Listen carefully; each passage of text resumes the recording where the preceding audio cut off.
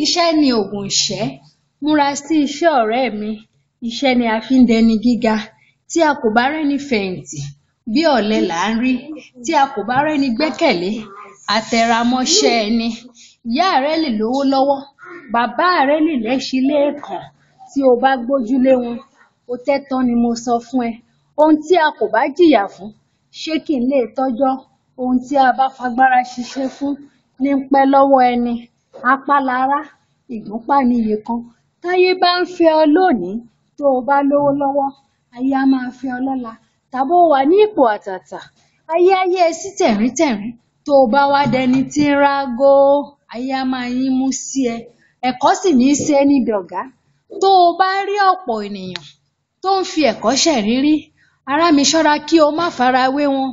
Ìyà ń bọ̀ fọ́mọ tí kò gbọ́n, ẹkún ń bẹ fọ́mọ tí ń sá kiri. Má fòwúrọ̀ ṣeré ọ̀rẹ́ mi, múra sí iṣẹ́, ọjọ́ ń lọ.